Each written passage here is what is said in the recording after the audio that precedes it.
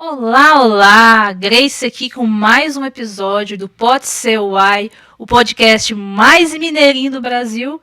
E hoje estamos com um convidado que eu admiro de paixão, Juca. Seja bem-vindo, Juca. O Juca, ele é um monte de coisa, né? Primeiro que ele é professor, ele foi meu professor no colégio. Já estou falando aqui, dando spoiler. Historiador, filósofo, ativista, militante. E tem muito mais que eu não vou sair falando tudo aqui agora, não. Ele vai ter que contar, hein? Ok.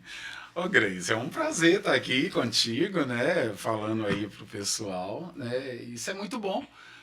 Acho que é um momento que a gente colocar um pouquinho da gente, né? Um pouquinho da nossa caminhada, da nossa vivência, né? É muito bom estar aqui. Juca, eu gostaria que você me contasse um pouquinho da sua trajetória. Eu sei que lá nos bastidores aqui você estava dando uma prévia da sua história quando você veio da Bahia, porque você é baiano, né? Isso, do extremo sul da Bahia. Você é baiano Exato. e veio para Minas Gerais. Eu gostaria que você contasse esse início para nós. Ah, pois, eu sou do extremo sul da Bahia, né? De Nova Viçosa, extremo sul da Bahia. E eu vim para cá em 1972. Eu vim para estudar, né? Especificamente para estudar. E eu nasci num quilombo, uma comunidade tradicional quilombola, chamada Cândido Mariano. Cândido Mariano foi um engenheiro que fez a estrada de ferro Bahia-Minas, né? E a minha comunidade tem esse nome. O meu avô, né? Ele é um dos fundadores dessa comunidade. Qual é a Então, cidade é do Nova Quilombo? Viçosa. Nova Agora, Viçosa é bairro. o Arraial, Bairro não, né? cidade. O quilombo chama Cândido Mariano. Então eu vim para cá em 72 para estudar e também morar com meus irmãos. Já cheguei morando em Contagem, ali no bairro Eldorado. Não tinha nada, né? Praticamente a João César era de pé de moleque, né? E sem asfalto, então morando de aluguel.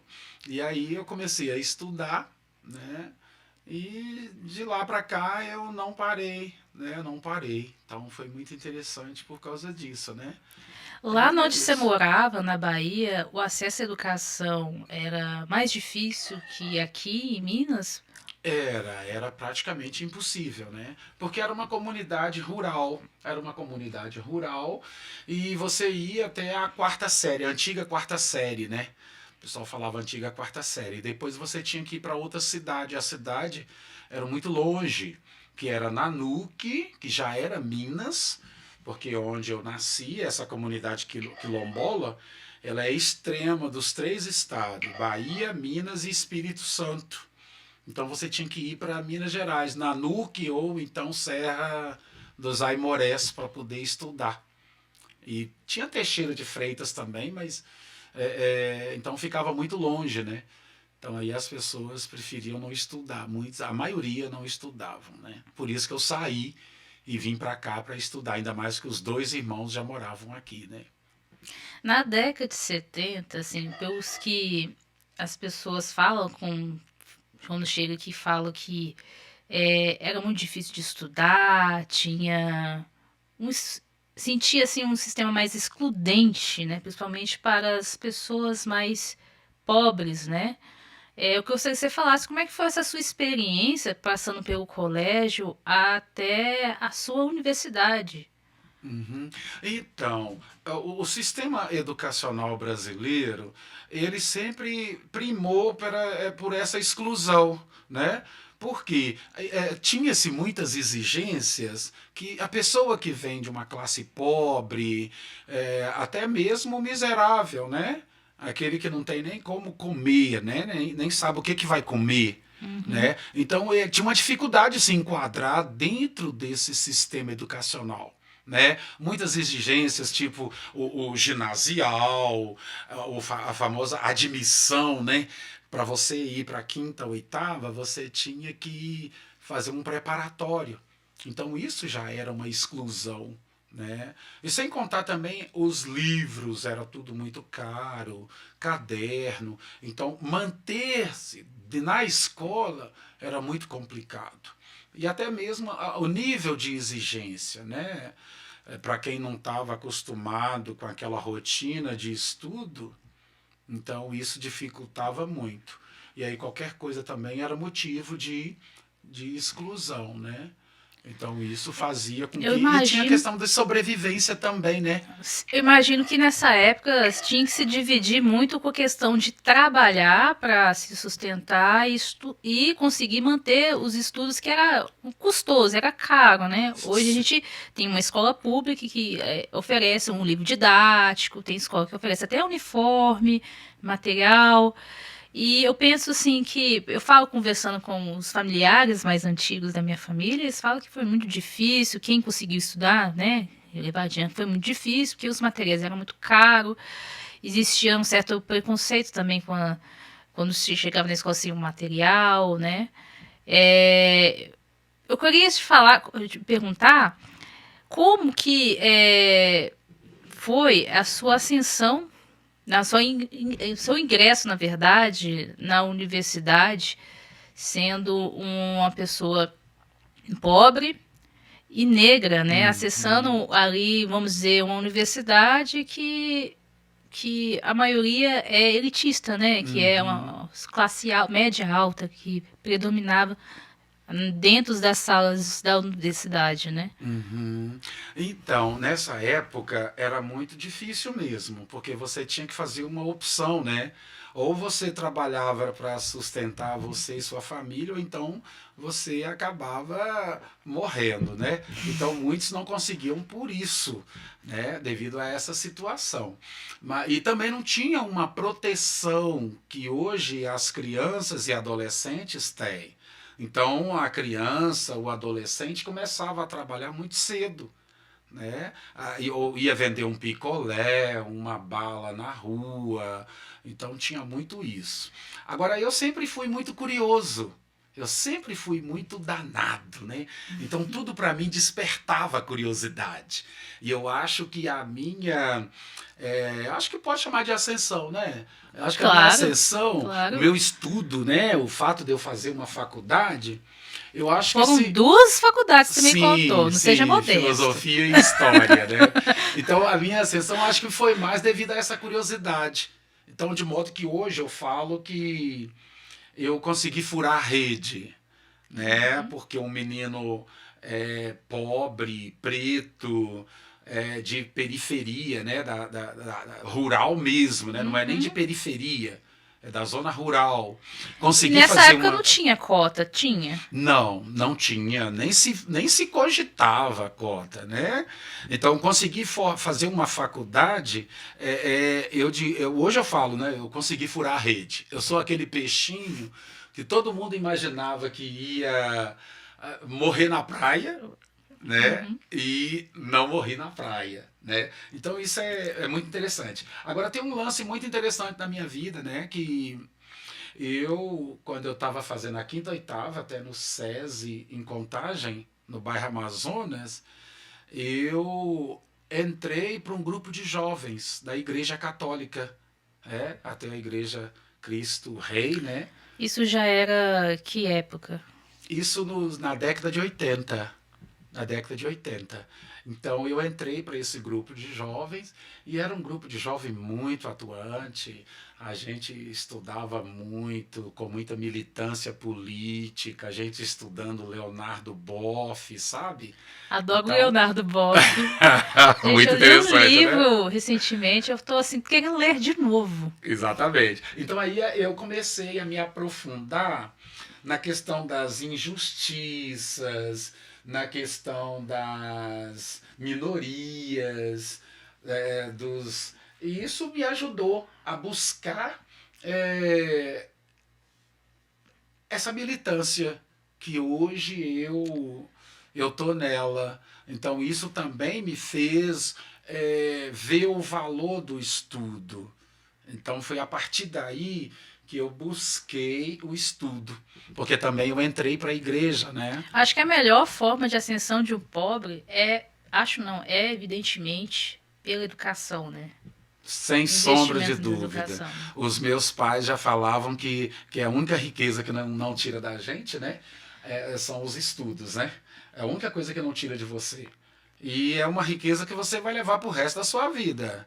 Você vai levar pro resto da sua vida, né?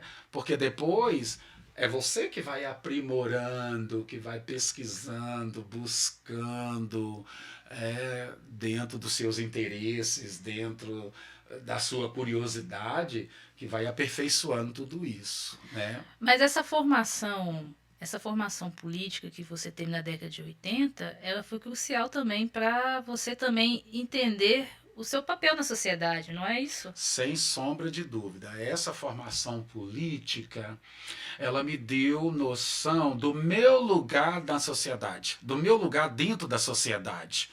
E isso vai fazer uma diferença incrível, principalmente em relação à questão negra. Porque eu tinha um preconceito muito grande, né? Eu me achava muito preto, né? A minha melanina era muito forte. Então, isso vai mostrar para mim que essa minha especificidade, ao invés de ser algo muito negativo, ao contrário, era muito positivo. Na verdade, é um empoderamento, né? Exatamente. Eu Então vejo isso, assim, exatamente. vejo como um empoderamento. Exatamente. Então isso vai trazer para mim um orgulho, né? Um orgulho. É claro que não foi nada de repente, né? Não foi nada de repente. Como tudo na vida, né? A própria, como diz o pessoal, educação é isso, né? É você bater na tecla o tempo inteiro até que a pessoa entenda qual que é o seu papel na sociedade, o que, que ela tem que buscar, o que, que é melhor para ela. Então, essa formação política me trouxe muito isso, sabe? E é claro, a formação religiosa também me trouxe um quê muito grande de humanidade, de busca de autoconhecimento, de conhecimento do outro também, sabe? Hoje você tem uma religião que você segue? Olha, a minha formação toda foi a partir da Igreja Católica, né? Foi a partir da Igreja Católica. Porém, hoje eu sou muito apaixonado pelo candomblé, até pela minha militância, né? Eu sou muito Uhum, apaixonado pelo candomblé e a Umbanda, uhum. né? E eu sou um estudioso, eu não sou um praticante. Vou, né, aos cultos de vez em quando, mas eu sou mais um estudioso da questão, né, da religião, Que é uma do religião que de matriz africana e que hoje tem um discurso hoje até partidário para dar esse devido respeito a essas matrizes religiosas de cunho sim, africano, né, que sofrem até hoje com muito violência, radicalismo, né? exato. E são religiões, principalmente a Umbanda, que eu falo que é o fundamento da cultura brasileira, sabe? E que o povo brasileiro joga tanto fora, não quer se reconhecer, mas é o fundamento da cultura brasileira. Ela tá justamente no candomblé e na umbanda, né? Sim. Que vai desde a comida, as plantas, as crenças, que está muito calcado nessas religiões de matriz africana. A gente é que não quer, né? A gente parece que a gente se concentra muito numa coisa muito eurocêntrica, né? Uhum. E aí acaba perdendo essa raiz que eu digo muito que é uma raiz negro-indígena Uhum. muito forte, Forte. muito forte, Até porque, sabe? assim, se você olhar hoje a cultura brasileira, ela é a principal raiz, enraizada toda na cultura africana, né? Sim, Né? sim, que vai desde as palavras, as comidas, o modo de vestir. E ainda bem que a gente está buscando isso, né? Eu Uhum. acho que um bate-papo como esse é uma oportunidade da gente resgatar um pouco disso, sabe? As palavras que a gente usa, a nossa comida, o nosso modo de vestir, o nosso modo de ser, Nosso modo sabe? de O ser, a nosso modo de música que a gente ser. ouve, que consome, né? Sim, tanto é que quando, por exemplo, você falou de música, né? Quando a gente fala, por exemplo, um batuque, né? Você ouve uma percussão. é impossível alguém ficar parado, né? E isso Os tem muito próprios de nomes indígena, muito de negro, dos né? instrumentos de percussões, né? Sim, Tem sim, esse nome de cunho africano, né? sim. É, Vários o instrumentos, próprio né? ritmo de axé, vamos É, dizer assim, axé, é, né? Axé é uma é. palavra de cultura africana, né? Exato, é a energia, né? Energia. A energia, né? A energia dos deuses africanos que segura o mundo, né? O axé, a força, a vitalidade, né? Isso é muito legal. Eu queria também falar que você falasse um pouquinho dessa sua experiência como militante da comunidade Negra. afro negra, né? Isso, do movimento Betim, negro, né? Betim tem esse movimento negro. É porque eu tô falando uma pessoa que desconhecia desse Aham, movimento. Como é aham. que é esse movimento aqui na cidade? Quais que são as Ah, ações, as últimas ações que vocês têm feito, né? pois é, Fizeram. para eu falar um pouquinho de Betinho, eu acho que seria interessante eu falar um pouquinho de como que eu entro nesse universo da militância negra, né? Primeiro, eu estava dentro da igreja do, Uhum. do, do franciscanismo, né? Da, do, né? Do convento, né? De São Francisco de Assis. E aí, um frei, que é o frei Davi, ele é fundador do Educafro. Então ele começou a me. Educafro. Que nome Exato. legal! Que é um pré-vestibular para negros e carentes, que ainda funciona até hoje. Que legal! Mas qual é o É, nome da igreja mesmo? os franciscanos, né, da Sim. província de Santa Cruz, que tem até o seminário aqui em Betim. Legal. Então eu entrei para lá, né, eu ia ser padre, e aí o Frei Davi, que é o fundador, né, fundou o Educaf no Rio de Janeiro, ele começou a mandar cartas para todos os frades que eram negros, e ele começou a mandar carta para mim. E eu falava assim, caramba, mas mandando carta para mim, para quê? E eu não gostava de mexer com isso, né? Eu não gostava de mexer com a minha negritude, né? Isso me machucava. Aí até um dia eu falei assim, para esse moço parar de me mandar cartas, Faltava aquela eu autoestima, vou. né? Exato, exatamente, a autoestima. Esse é o detalhe. E aí eu falei assim, olha, quer saber? Eu vou participar só para esse moço me parar de mandar carta para mim. E o primeiro momento que eu participei foi em 1986, em Juiz de Fora. E eu já comecei a participar de um encontro nacional do movimento negro. E foi um primeiro momento em que eu encontrei com todas as lideranças negras do Brasil, inclusive a Benedita da Silva. Rio de Janeiro, ela estava começando como vereadora. Ah, me conta um pouco mais sobre a Benedita. Conta para o nosso público, porque às vezes tem gente que não conhece, né? Então, naquela época, ela tinha uma fala muito que me tocou muito, que ela falava, olha, se o negro é discriminado, eu, enquanto mulher negra, sou mais discriminada ainda, porque eu sou mulher negra, favelada e evangélica. Nossa, é Então verdade. ela falava isso e isso me tocou. Isso me tocou. Eu falei, uau, né? Então eu comecei a partir daí, né? E a Benedita como referência, várias outras pessoas como referência. E a partir daí eu comecei, né, a militar no movimento negro. Aí eu vim para Betim, né, dentro do seminário franciscano, e aí comecei a estudar no ISTA, né, Instituto São Tomás de Aquino, e morando em Betim. E a partir daí a gente começou essa militância no movimento negro. Eu comecei em 95, né?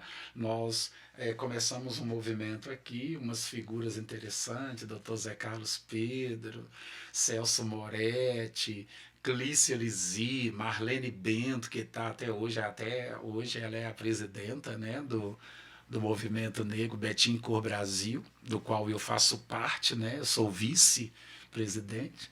Então, a partir daí a gente começou, né, esse movimento aqui em Betim, né, trazendo essas figuras que até hoje, né, estão aí, algumas foram para outros lugares, né, mas e Betim sempre teve essa manifestação. Hoje,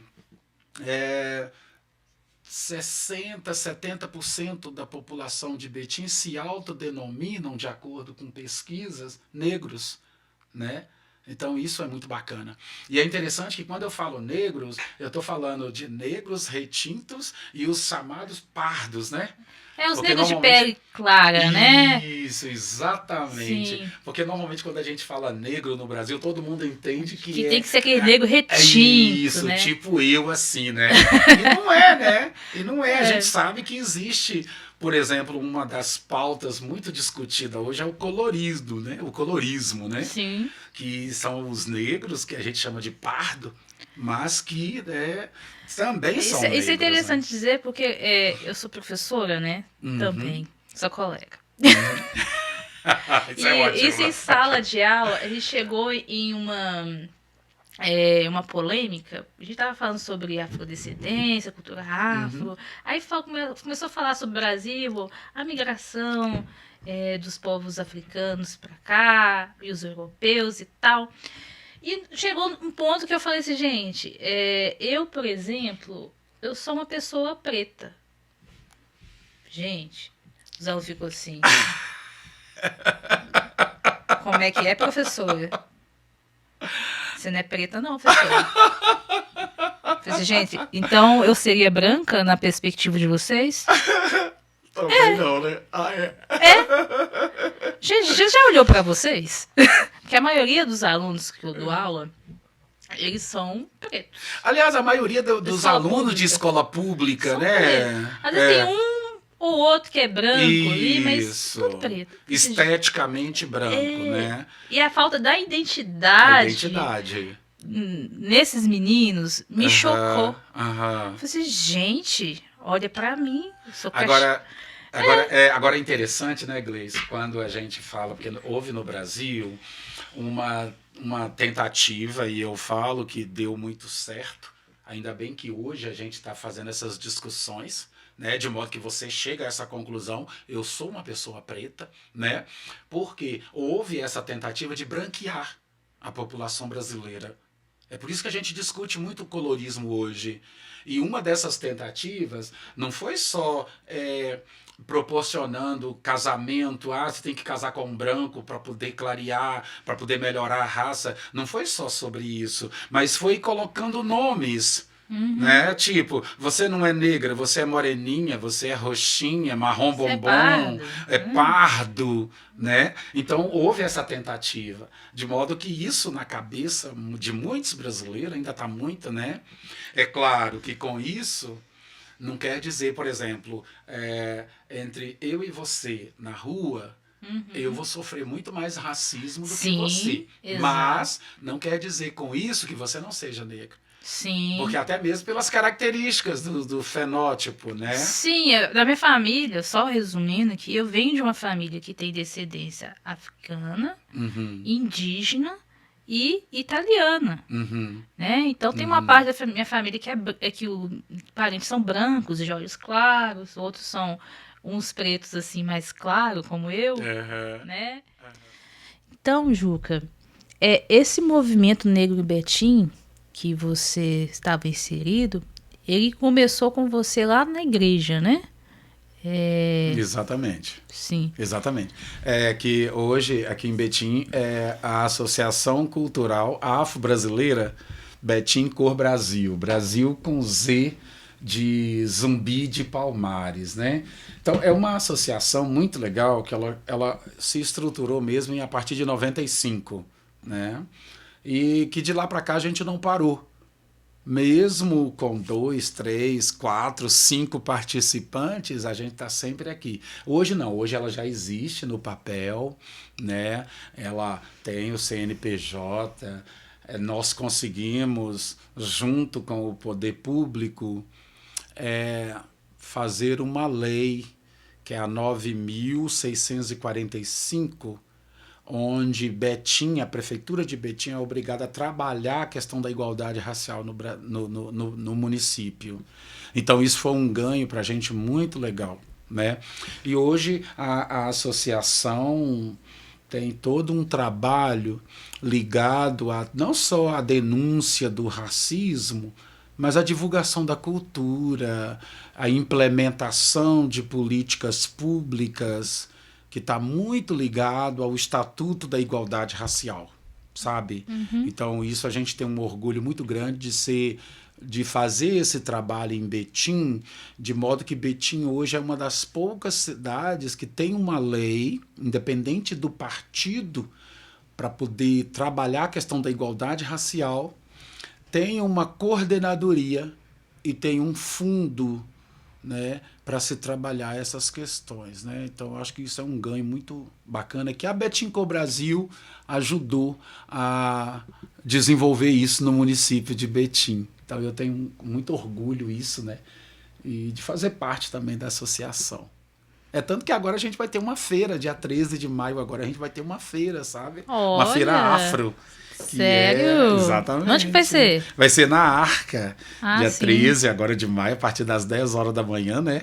A gente está desenvolvendo uma feira onde nós estamos chamando os produtores, né, que mexem com essas questões, né, com produtos que nós vamos ter desfile de moda afro, né? Ah, você tem uma linha de roupas, né, de moda afro. Exato. Ah, gostaria que você falasse um pouquinho da sua linha de roupa, esse projeto lindo, né? Sim, esse trabalho lindo. Que eu sou você suspeito de falar, né? Eu tenho uma marca de roupa afro que chama Quebra Conceito.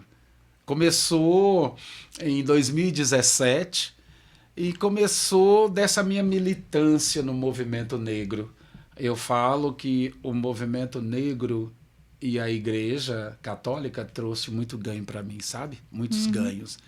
E essa marca, ela é fruto dessa militância. Principalmente quando eu sou muito vaidoso, né? Eu comecei a perceber que no mercado você não encontrava nada para vestir ou para usar do negro, né? Você encontrava roupas indianas, roupas italianas, francesas, mas você não encontrava nada negro.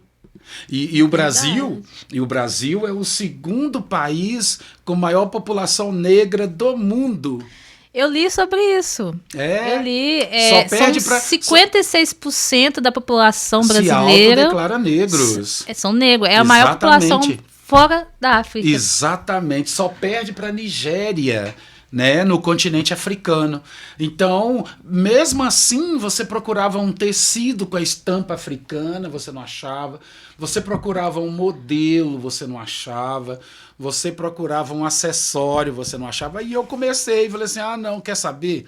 Eu vou fazer a minha própria marca, né? E sem contar também que existem hoje, graças a Deus, né? Existem em Minas Gerais algumas outras marcas, né? Com essa pegada afro. E aí eu comecei aqui em Betim, né? Eu e a Cel Turbantes, né? A Cel também, que é uma parceiraça, né? Ela faz os turbantes muito lindos, por sinal. E a gente começou e daí eu não parei mais. E hoje, essa camisa mesmo que eu tô usando, esse abadá, né? Não, é um abadá. Dá um close aí depois pra nós, tá? Peraí, mas aproveita esse momento que você tá falando do seu projeto, faz um merchandise aí. Qual que é as redes sociais da Quebra Conceito? Pois a Quebra Conceito tem o Instagram, que é Quebra Conceito, né? Quebra _ conceito, né?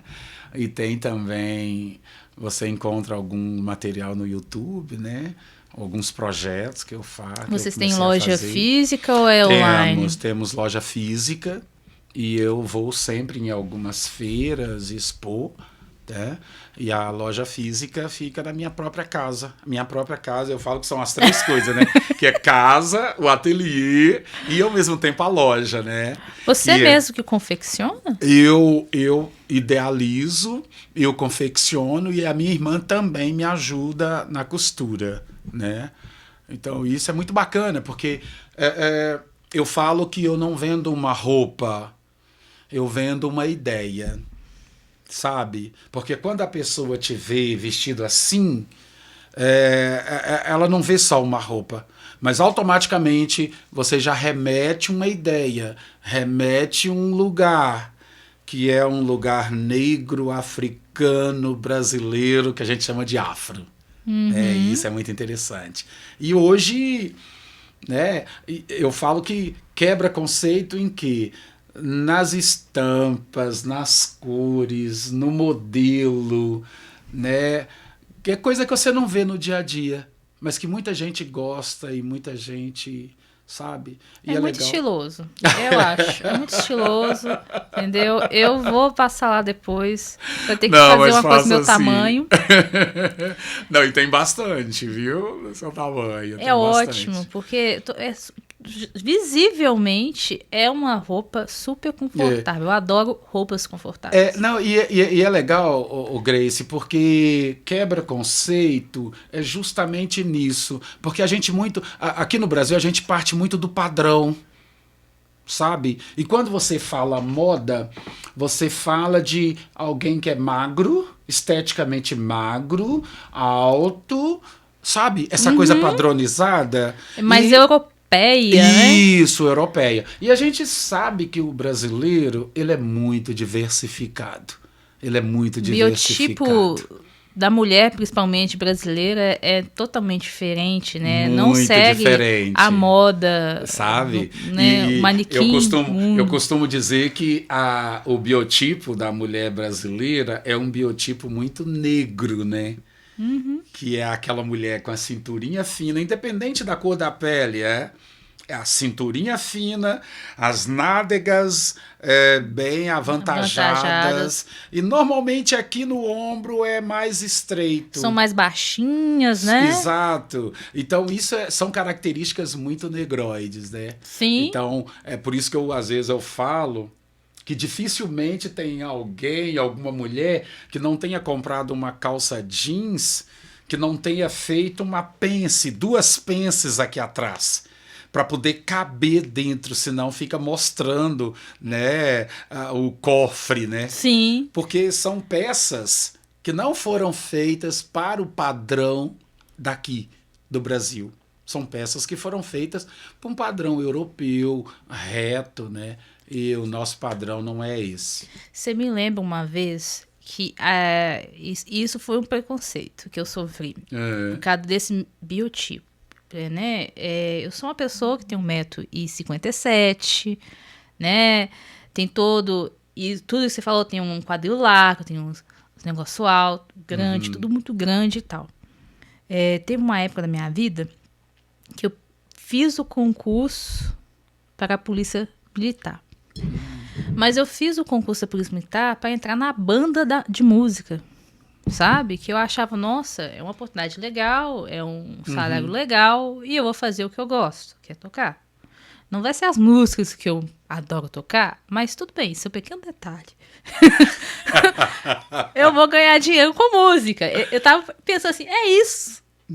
E aí eu fiz o concurso e são várias etapas, tem a etapa de instrumentos que você toca, tem a etapa geral, que é aquelas matérias todas, a português, matemática e tudo mais. Aí tem a etapa de exame. A etapa de exame... Exame físico. Não é só físico também, não, mas exame também para eles te analisarem. Ali. Tá. E é um pouco constrangedor, eu fiquei totalmente constrangida, porque você entra numa sala nessa fase, e aí tem um pessoal que é militar, que é da área da saúde ali, eu não sei se é médico, mas é da área da saúde, e aí você tira a roupa, fica só com a roupa de baixo, e eles medem seu tamanho, entendeu? Olha o teu peso, né, e tudo mais. Quando chegou na minha vez, subi na balança. Nossa, pensa na pessoa que ralou pra emagrecer. Fui eu. Nossa, eu fui muito empenhada. Né? Porque se tem uma coisa nessa vida que eu gosto... Pra entrar dentro do padrão, pra né? entrar dentro do padrão. Eu perdi uns quilos, sabe? Faz parte. Parei, deixei de ser sedentário, fiz todo o rolê. Aí, quando chegou no tamanho... deu 1,58 m. Isso porque eu tinha feito alongamento durante a semana para ter esses 2 centímetros a mais. Eu tenho 1,56 m, na verdade. O policial olhou assim, desce da balança. Eu fiquei, meu Deus. Ele olhou assim, ele não tava acreditando, né? Porque é 1,60 m. Tinha que ser 1,60 m para ser policial. Volta aqui! Aí eu voltei, ele mediu de novo. Aqui faltou 2 centímetros, anota aí, 1,58 m. Pedi pra outra anotar. Falei assim, gente, não tô acreditando. Ô, Juca. Aí eles anotaram, assim, no laudo que eu tive acesso, eu fui lá, eu não quero saber por que eu fui reprovada. Tava escrito lá, não tenho perfil para exercer autoridade perante multidões. Nossa, então o perfil para exercer essa autoridade seria o seu tamanho e não a sua competência, né?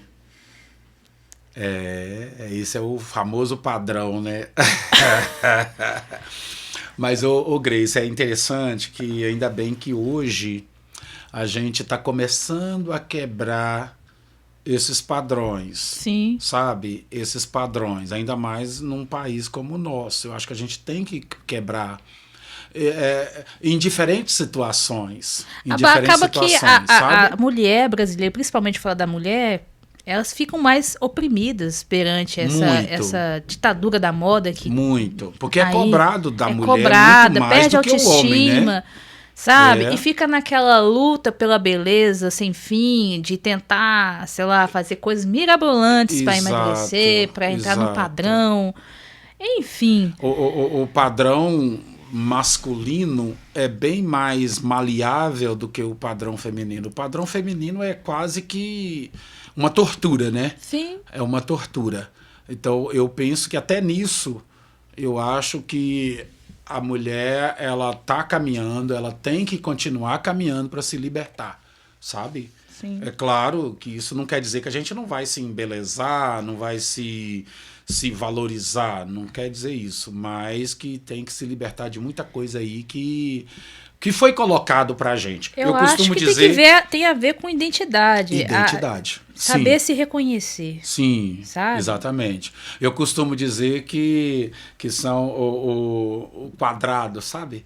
Nos colocaram dentro de um quadrado e a gente tenta ficar, a gente fica ali dentro.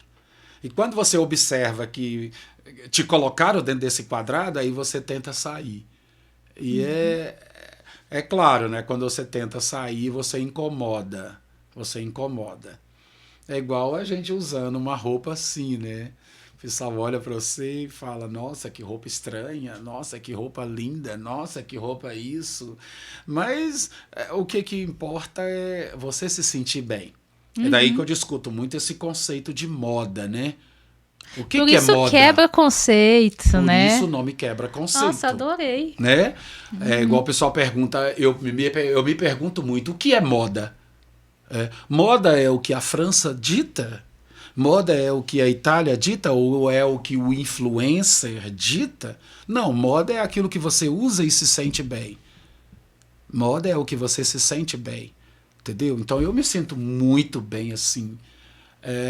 Então, eu não estou só usando uma roupa, eu estou usando uma identidade que me liga diretamente ao meu povo, me liga diretamente às minhas ideias que eu penso. E isso... Tem carrega toda uma história... De luta, de busca, de estudo, de pesquisa, né? Porque também não vale a pena você usar algo e não saber de onde vem.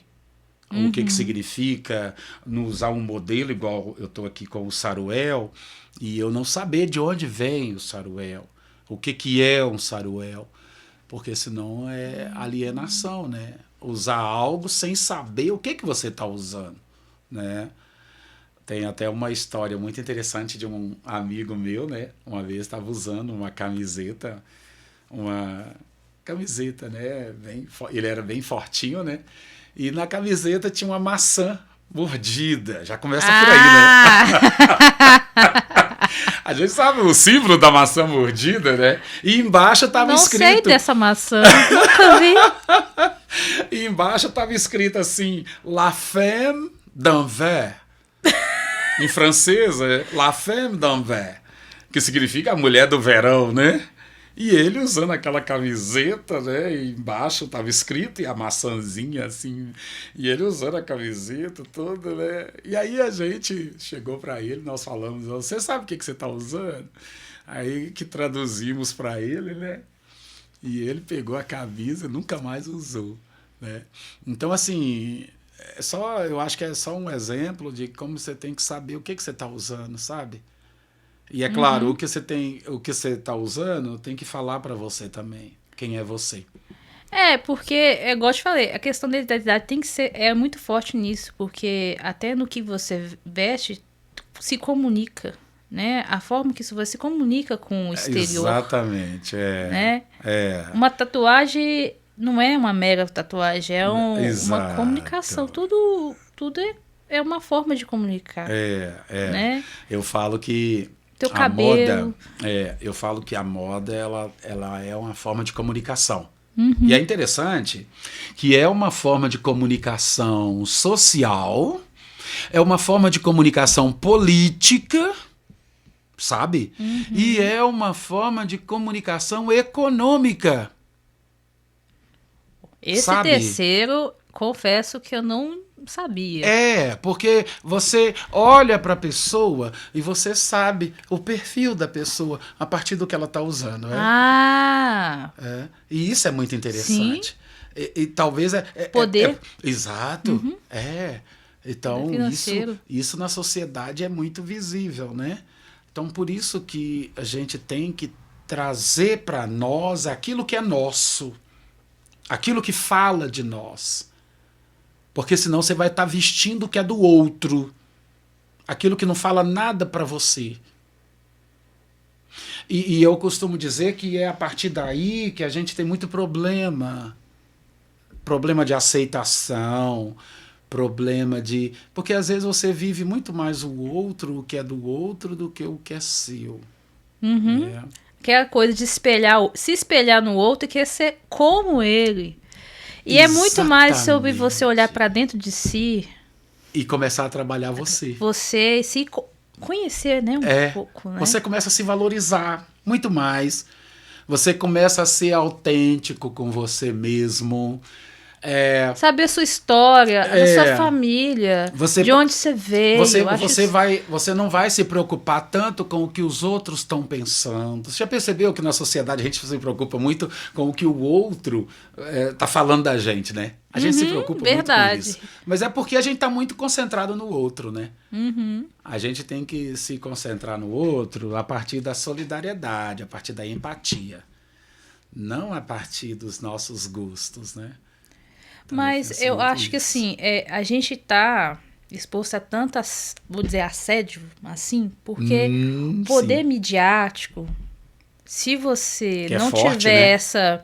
esse cuidado de olhar para dentro de si, se auto-reconhecer, de conhecer a história, a sua origem, você é influenciável Você é. fácil, E fácil, tragada, né? tragado. É. E hoje ainda mais, porque as redes sociais, a gente passa um bom tempo olhando redes sociais, né? Tem o marketing digital, todas aquelas estratégias, né, que induz, acaba induzindo. Se a gente, quando a gente menos vê, já tá comprando e você nem sabe se você realmente precisa daquilo, né? É uma coisa que controla, né? É. A gente E viveu isso recentemente de uma forma muito trágica, né? Na política, né? sim, Não só aqui no sim. Brasil, Um mas retrocesso muito grande, né? hoje a gente sabe mais do que nunca, vivenciou mais do que nunca o poder de um marketing, né? É. E de fake news também. E uma coisa que eu falo, Grace, dentro disso que você está colocando, é que, claro que a gente é influenciado, a gente é tragado, né, pelo meio de comunicação, pela rede social, mas se tem uma coisa que nos resgata, é o estudo, é a pesquisa. Tanto é que a quebra-conceito, uma das frases, né, que marca a quebra-conceito é quebra-conceito moda afro, um resgate, suas origens. sabe? Quando você pega e começa a resgatar quem é você. Não quer dizer que você vai se fechar para os meios de comunicação, para as redes sociais. Não, não é isso. Mas que você também vai estar pensando em você. A partir daí você começa a desenvolver uma autonomia. Sim. Sabe? Uma autonomia que vai ser necessário você ver uma rede social e conseguir saber o que está legal, o que não é, o que está mentindo, o que não está, sabe? Isso é muito Fazer importante. aquela filtragem. O filtro. Filtrar. Exatamente, né? O filtro. Porque hoje tá muito difícil, né, da gente fazer esse filtro, né? Tá muito difícil, mas que é importante, né? E é o legal que essa militância, tanto no movimento negro, quanto em partido político, em movimentos sociais, isso possibilita a gente fazer isso. Isso possibilita. Porque essas militâncias, vamos chamar de militância, né, que são várias, né? São militâncias. Traz pra gente a essência de quem a gente é, né? Traz pra gente a essência do que a gente é.